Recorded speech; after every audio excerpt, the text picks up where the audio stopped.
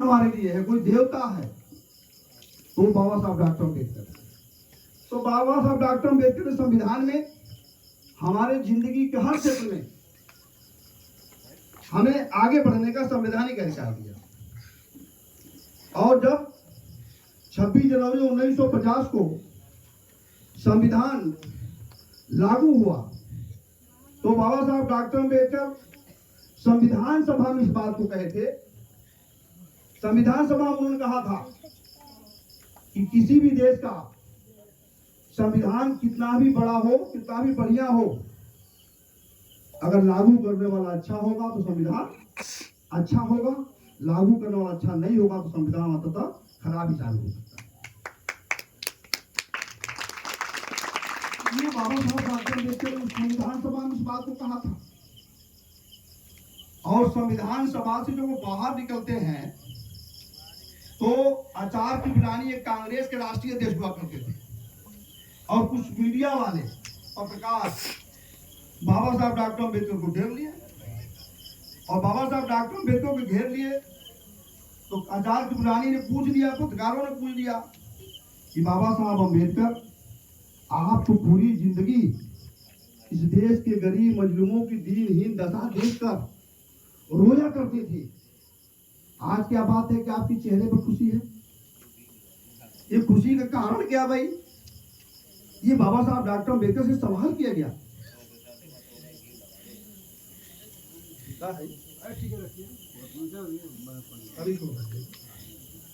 तो बात है कि आपके चेहरे पर खुशी है तो बाबा साहब डॉक्टर अम्बेडकर ने क्या कहा? बाबा साहब डॉक्टर अम्बेडकर ने कहा कि भाई मीडिया के बंधुओं, माननीय कृपलानी जी, ये इसलिए मैं खुश हूं कि आज भारतीय संविधान के माध्यम से इस देश के करोड़ों करोड़ों गरीबों मजलूमों को वो हथियार दे गया हूं।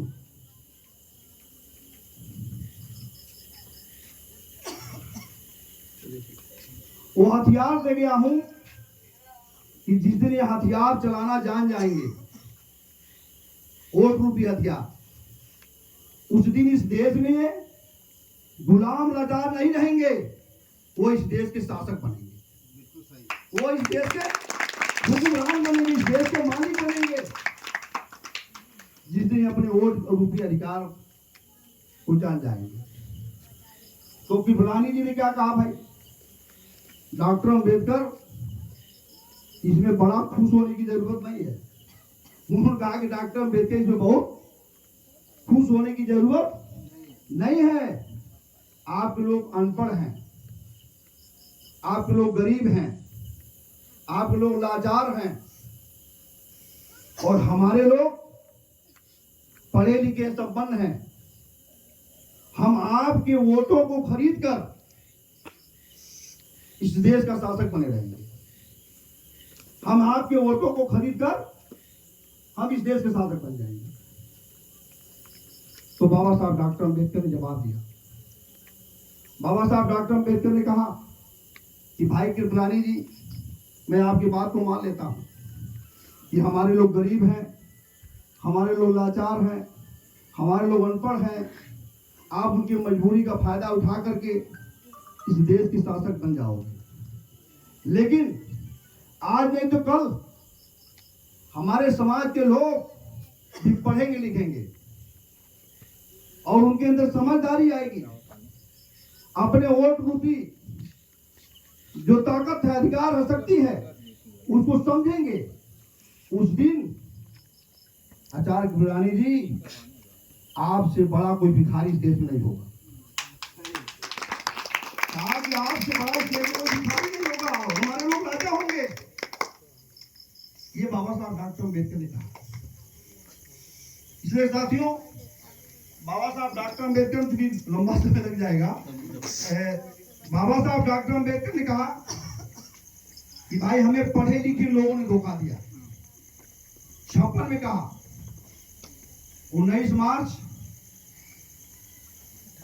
18 मार्च 1956 को उन्होंने कहा कि हमको पढ़े लिखे लोगों ने धोखा दिया। इसलिए कि बाबा साहब डॉक्टर अम्बेडकर उस समय तक अपने देश में हजारों हजारों संख्या में लोग पढ़ लिख लिए थे, लेकिन पढ़ने लिखने के बाद भी अपने बीवी बच्चे और में ही उलझ गए, समाज की तरफ मुड़ के नहीं देखा।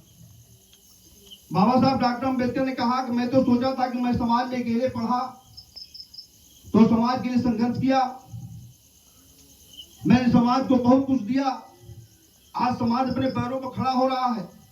जिस दिन समाज में हमारे 20 डॉक्टर, 20 इंजीनियर और 20 वकील हो जाएंगे, उस दिन इस देश में सामाजिक परिवर्तन की आंधी चलेगी।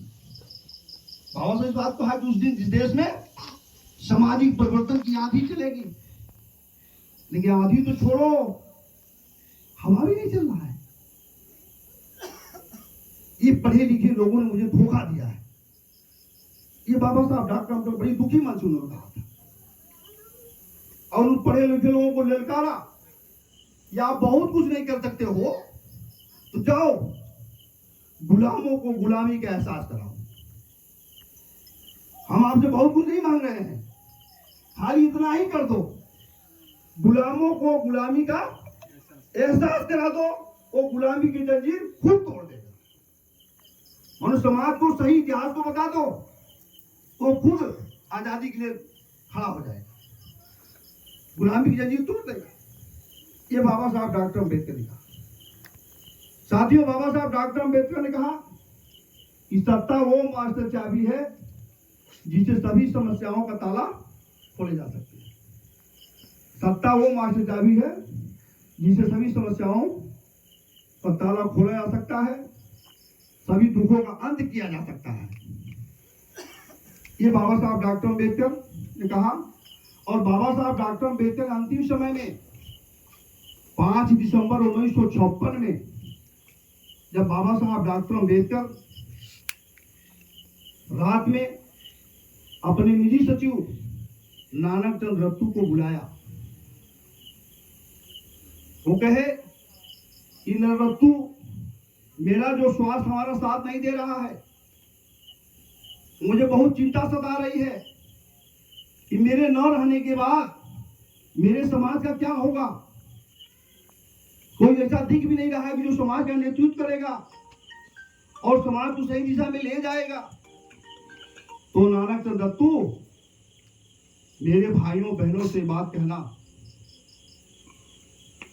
बाबा साहब डॉक्टर अम्बेडकर ने कहा कि मैं जो ये कारवां यहां तक ले आया हूं, बेशुमार विरोधियों का मुकाबला करके लाया हूं, बेशुमार विरोधियों का मुकाबला करके लाया हूं, दुखों तकलीफों को सह के लाया हूं।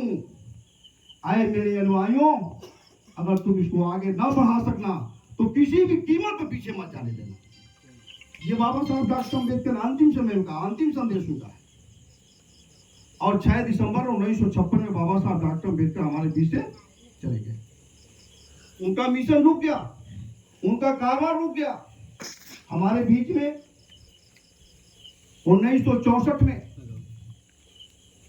हमारे दूसरे मसीहा मानव श्री कांशीराम साहब आए। उन्होंने बहुत अध्ययन किया बाबा साहब डॉक्टर अम्बेडकर के जीवन संघर्षों का, और अध्ययन करने के बाद पाया कि हमारे समाज के पढ़े लिखे लोगों से बाबा साहब बहुत दुखी थे।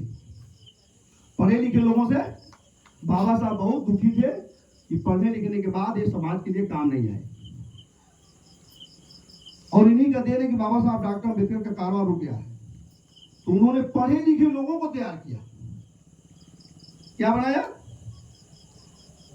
6 दिसंबर 1978 को बाम से बनाया। मतलब पढ़े लिखे नौकरी चाकरी में जो पढ़े लिखे लोग थे उनका उन्होंने संगठन बनाया बाम से।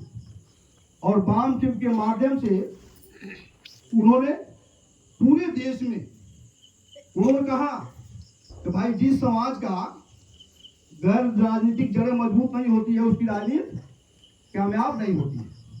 जिस समाज का गैर राजनीतिक जड़ें मजबूत नहीं होती उसकी राजनीति कामयाब नहीं होती है। तो उन्होंने गैर राजनीतिक जड़ों को मजबूत करने के लिए बाम से बनाया। और बाम से बनाने के बाद उनको महसूस हुआ कि ये जो बाम से के लोग हैं, ये चूंकि सरकारी रूल से बंधे हुए लोग हैं, गवर्नमेंट के रूल से बंधे हुए लोग हैं। हमारे समाज पे जुल्म अत्याचार हो रहा है, लेकिन सरकारी कर्मचारी होने के नाते कोई आंदोलन नहीं कर सकते। रास्ता तो बता सकते, लेकिन ये आंदोलन नहीं कर सकते। तो उन्होंने आंदोलन करने के लिए 6 दिसंबर 1981 को 1981 को उन्होंने DS4 नाम का संगठन बनाया।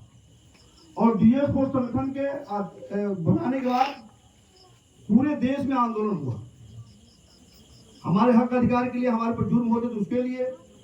तो हम जब आंदोलन कर रहे थे, सड़क जाम कर देना, प्रदर्शन करना, ये सब वो चल रहा था उस समय। तो क्या होता था, हमारे ज्ञापन ले लिए जाते थे, हमारे ज्ञापन लिए जाते थे, और हमको जो है हमारे समाज को न्याय नहीं दिए जाते थे। उल्टे हमारे समाज के ऊपर मुकदमा लिखकर उनको जेल भेजे जाते थे। तब काशीराम साहब को महसूस हुआ कि बाबा साहब डॉक्टर अम्बेडकर ने तो कहा है कि राजनीतिक सत्ता वो मास्टर चाबी है जिसे सभी उन्नति विकास के दरवाजे खोले जा सकते हैं, सभी समस्याओं का समाधान किया जा सकता है। तो उन्होंने जो है 14 अप्रैल 1984 को बहुजन समाज पार्टी की स्थापना की। बहुजन समाज पार्टी की स्थापना किया। उन्होंने नारा दिया, वोट हमारा राज तुम्हारा, नहीं चलेगा नहीं चलेगा। वोट हमारा राज तुम्हारा, नहीं चलेगा नहीं चलेगा। बीएसपी की क्या पहचान, नीला झंडा हाथी निशान, जो जमीन सरकारी है वो जमीन हमारी है। दलित मुसलमान करो विचार, कब तक सहोगे अत्याचार, दलित पिछड़ा करो विचार, कब तक सहोगे अत्याचार। ये सब तमाम नारे उन्होंने दिया। तो ये नारा दिया काशीराम साहब ने। उन्होंने कहा कि वोट हमारा राज तुम्हारा, नहीं चलेगा।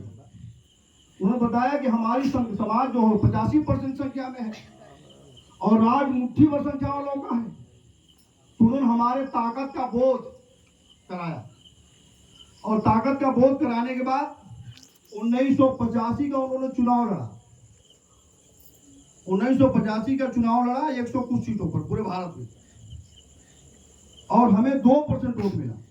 हमारे सारे के सारे प्रत्याशी हार गए। तो जब काशीराम साहब गए अपने लोगों के बीच में, तो उन्होंने कहा कि भाई हमारा वोट तो 85% है और हम चुनाव हार गए। तो समाज जिसे आप लोग बैठे उस बीच में तो आवाज आया, कह रहे साहब अपना समाज पढ़ा लिखा नहीं है, अपना समाज गरीब है, अपना समाज कमजोर है, इसीलिए जो है कि हम लोग चुनाव हार गए।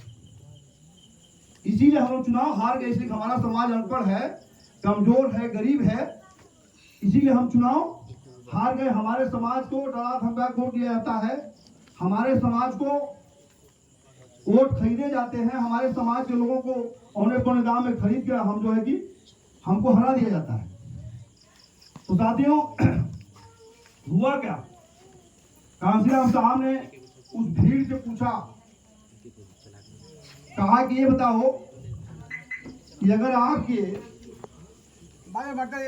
बहु बेटियों को इज्जत लूटता है, आपकी जो अगर कोई भाई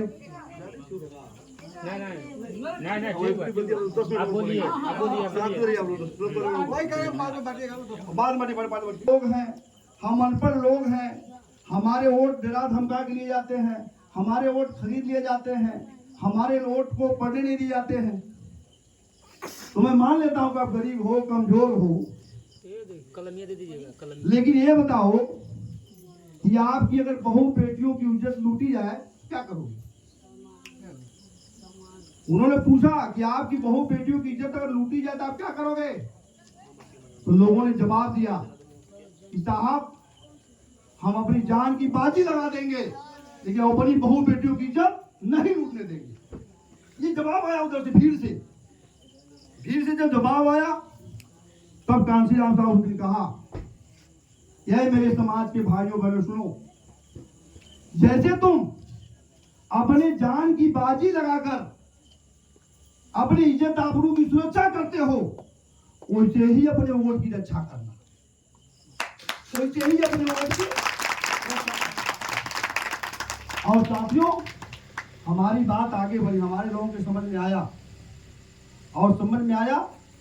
और स्थिति हुआ कि जब 1989 का चुनाव हुआ और 89 के चुनाव में उत्तर प्रदेश में 15 विधायक जीत गए, 3 सांसद जीत गए, मध्य प्रदेश में विधायक जीत गए।